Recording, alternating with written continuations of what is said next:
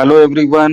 यह वीडियो कक्षा 11वीं के जीव विज्ञान के लिए बनाया गया है, जिसमें हम लोग ब्लूप्रिंट के अनुसार 5 नंबर के प्रश्नों को देखने वाले हैं और जो परीक्षा में बार बार पूछे जाते हैं। तो आप देख सकते हैं हमारे सामने ब्लूप्रिंट है और सभी प्रश्न ऑप्शनल रहते हैं, मतलब अथवा में आते हैं। 2 में से एक प्रश्न को हमको हल करना रहता है। ओवरऑल 5 अंक के 3 प्रश्न पूछे जाएंगे, यानी कि 15 नंबर का प्रश्न यहाँ से आएगा। और ये जो प्रश्न है परीक्षा में बार बार आते हैं, बहुत ही इंपॉर्टेंट प्रश्न है। तो बच्चों इन प्रश्नों को बिल्कुल ध्यान से देखें, एक भी प्रश्न हमसे छूटना नहीं चाहिए। और चलिए स्टार्ट करते हैं। दीर्घ उत्तरी प्रश्न, इसकी जो शब्द सीमा होती है 100 से 150 शब्द की होती है। आप देख सकते हैं पहला प्रश्न है, शैवाल और जिम्नोस्पर्म के आर्थिक महत्व पर टिप्पणी लिखिए। बहुत ही महत्वपूर्ण प्रश्न है बच्चों, ये प्रश्न आते ही आता है। बच्चों इसका उत्तर भी दिया हुआ है, आप इसका स्क्रीनशॉट लेते रहिए ताकि आपको याद करने में आसानी हो। दूसरा प्रश्न है, आवृत्ति बीजियों में लैंगिक जनन, निषेचन व त्रिसंलयन द्वारा संपन्न होता है। इस घटना की व्याख्या करने के लिए भ्रूण कोश का चिन्हित आरेख भी बनाइए। तो ये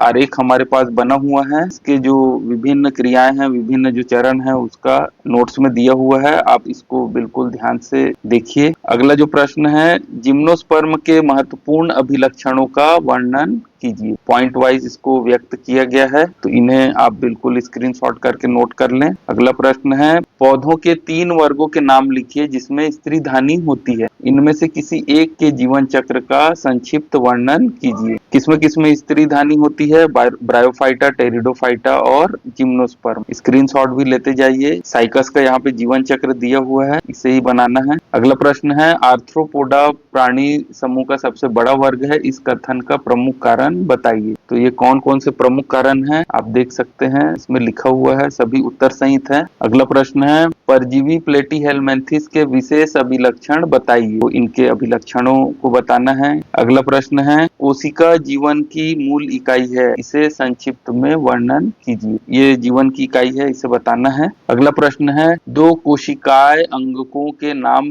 बताइए जो द्विकला से घिरे होते हैं। इन 2 अंगकों की क्या विशेषताएं हैं, इनके कार्य व रेखा चित्र बनाइए। इसके उत्तर में हमने 2 कोशिकांगों का वर्णन किया है और उनके संरचना और कार्य भी लिखे हैं। आप देख सकते हैं गाल्जी काय के कार्य, उसी प्रकार अंतःप्रद्रव्य जालिका की संरचना और इसके कार्य। ठीक है, अगला प्रश्न देखते हैं, रेखा चित्र की सहायता से निम्न की संरचना का वर्णन कीजिए। पहला है केंद्रक और दूसरा है तारक का। केंद्रक की संरचना दिया हुआ है, केंद्रक के कार्य, केंद्रक का पर संरचना हमको इस प्रकार से बनाना है, उसके स्ट्रक्चर और उसके कार्य लिखना। तारक का या सेंट्रोसोम है, इसका भी हमको संरचना बनाना है और कार्य लिखना है। अगला महत्वपूर्ण प्रश्न है, गुणसूत्र बिंदु क्या है? गुणसूत्र बिंदु के आधार पर गुणसूत्र का वर्गीकरण किस रूप में होता है? अपने उत्तर को देते हुए विभिन्न प्रकार के गुण सूत्रों पर गुणसूत्र बिंदु की स्थिति को दर्शाने हेतु चित्र बनाइए। तो आप देख सकते हैं इनका प्रकार है टिलोसेंट्रिक, एक्रोसेंट्रिक, सबमेटासेंट्रिक, मेटासेंट्रिक, सभी का चित्र दिया हुआ है, इसे ही हम लोग को बनाना है। अगला प्रश्न है, ग्लाइकोसिडिक पेप्टाइड और फास्फोडाइस्टर बंधों का वर्णन कीजिए। तो सभी बंधों का यहाँ पे वर्णन है, आप देख सकते हैं। स्क्रीनशॉट लेते रहिए और वर्णन भी देख सकते हैं। हमको यही आरेख बनाना है और वर्णन करना। अगला प्रश्न है, आरेख बनाते हुए कोशिकाओं और ऊतकों के बीच ऑक्सीजन और CO2 के परिवहन की व्याख्या कीजिए। ठीक है, तो यहाँ पे फेफड़े के अंदर जो कोशिका रहती है उसमें ऑक्सीजन और कार्बन डाइऑक्साइड का परिवहन किस प्रकार से होता है उसका यहाँ पे वर्णन करना है।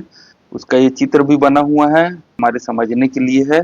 अगला प्रश्न है, श्वसन का नियमन कैसे होता है? तो श्वसन और श्वासोच्छ्वास ये दोनों अलग अलग क्रिया है, इसका यहाँ पे वर्णन किया हुआ है। श्वसन का नियमन किस प्रकार से होता है उसे आप देख सकते हैं। इसके 2 विधियां हैं, तंत्रिकी नियमन और रासायनिक नियमन। इसका स्क्रीनशॉट ले लीजिए। चलिए, हमारा अगला महत्वपूर्ण प्रश्न है, दोहरा परिसंचरण की व्याख्या कीजिए।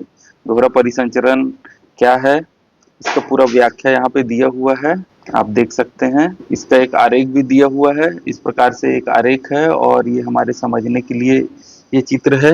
दोहरा परिसंचरण का ये पथ है, इसे ही हमको लिखना है। चलिए अगला प्रश्न देखते हैं, मनुष्य के हृदय की कार्य विधि समझाइए। ये प्रश्न आता ही आता है, बिल्कुल इसे छोड़ना नहीं है। इसके कौन कौन से भाग होते हैं, कौन कौन से चक्र होते हैं, वो दिया हुआ है। पहला चक्र है आलिंद संकुचन, दूसरा है नीला संकुचन और तीसरा है नीला शीतलन। ठीक है, ये चित्र यहाँ पे हमको बनाना है और इस प्रकार से सभी का वर्णन करना है। स्क्रीनशॉट ले लीजिए।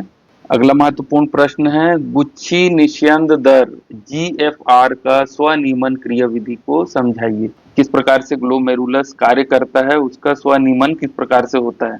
तो ये पूरा दिया हुआ है, आप इसे नोट कर लें। और ये ग्लोमेरुलस का एक चित्र है जिसमें अति सूक्ष्म छनन की क्रिया हो रही है, निस्यंद निकल रहा है।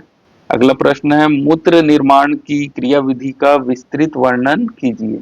ये भी महत्वपूर्ण प्रश्न है। मूत्र निर्माण की क्रियाविधि, इसमें कौन कौन से चरण होते हैं, अति सूक्ष्म छनन, पुनः अवशोषण और स्त्रावण। तो ये अंतिम प्रश्न था। उम्मीद है कि ये प्रश्न आप लोग को पसंद आया होगा और इसका लाभ आप जरूर लेंगे। दोस्तों, ये वीडियो में बहुत मेहनत लगती है, तो हमारे चैनल को बिल्कुल सब्सक्राइब करें और ज्यादा से ज्यादा लोग को शेयर करें ताकि इसका जो लाभ है ज्यादा से ज्यादा लोग ले सकें। Okay, thank you.